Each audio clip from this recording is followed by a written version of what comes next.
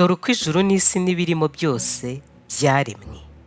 Mbere na mbere Imana yaremye ijuru n'isi. Isi yari itagira ishusho, yari ubusa busa. Umwijima wari hejuru y'umuhengeri, maze umwuka w'Imana yagendagendaga hejuru y'amazi. Imana iravuga iti habeho umucyo, umucyo ubaho. Imana ibona umucyo ko ari mwiza, maze Imana itandukanya umucyo n'umwijima. Imana yita umucyo amanywa, umwijima iwita ijoro. Buragoroba buracya, uwo ni umunsi wa mbere. Imana iravuga iti habeho isanzure hagati y'amazi rigabanya amazi n'andi mazi. Imana irema iryo sanzure, igabanya amazi yo munsi y'isanzure n'ayo hejuru yaryo, biba bityo. Imana yita iryo sanzure ijuru. Buragoroba buracya, uwo ni umunsi wa kabiri. Imana iravuga iti amazi yo munsi y'ijuru ateranire hamwe, ahumutse haboneke. Biba bityo. Imana yita ahumutse ubutaka, iteranirizo ry'amazi iryita inyanja. Imana ibona ko ari byiza. Imana iravuga iti ubutaka bumeze ibyatsi n'ibimera byose byera imbuto ku butaka, n'ibiti byerera imbuto ku butaka zirimo utubuto twabyo, igiti cyose cyera imbuto zikwiriye ubwoko bwacyo. Biba bityo.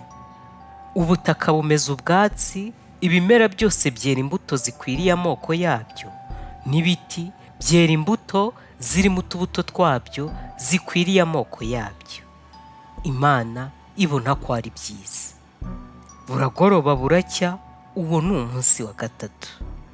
Imana iravuga iti mu isanzure ry'ijuru habeho ibiva bitandukanye amanywa n'ijoro, bibereho kuba ibimenyetso no kwerekana ibihe n'iminsi n'imyaka, bibereho kuvira mu isanzure kugira ngo bivire isi. Biba bityo. Imana irema ibiva bibiri binini, ikiva kinini cyo gutegeka amanywa n'igito cyo gutegeka ijoro, irema n'inyenyeri. Imana ibishyira mu isanzure ry'ijuru kugira ngo bivire isi kandi bitegeke amanywa n'ijoro, bitandukanye umucyo n'umwijima. Imana ibona ko ari byiza. Buragoroba buracya, uwo ni umunsi wa kane. Imana iravuga iti amazi yuzuremo ibyigenza byinshi cyane bifite ubugingo, kandi inyoni n'ibisiga biguruke mu isanzure ry'ijuru. Imana irema ibifi binini byo mu nyanja n'ibintu byose byigenza bifite ubugingo, amazi biyuzuramo nk'uko amoko yabyo ari. Irema n'inyoni n'ibisiga nk'uko amoko yabyo ari. Imana ibona ko ari byiza. Imana ibiha umugisha ati mwororoke, mugwire, mwuzure amazi yo mu nyanja, inyoni n'ibisiga byororokere mu isi. Buragoroba buracya, uwo ni umunsi wa gatanu. Imana iravuga iti isize n'ibifite ubugingo, amatungo n'ibikururuka nk'uko amoko yabyo ari, n'inyamaswa zo mu isi nk'uko amoko yazo ari. Biba bityo. Imana irema inyamaswa zo mu isi nk'uko amoko yazo ari, n'amatungo nk'uko amoko yayo ari, n'ibintu byose bikururuka hasi nk'uko amoko yabyo ari. Imana ibona ko ari byiza. Imana iravuga iti tureme umuntu agira ishusho yacu, ase natwe, batware amafi yo mu nyanja n'inyoni n'ibisiga byo mu kirere n'amatungo n'isi yose n'igikururuka hasi cyose.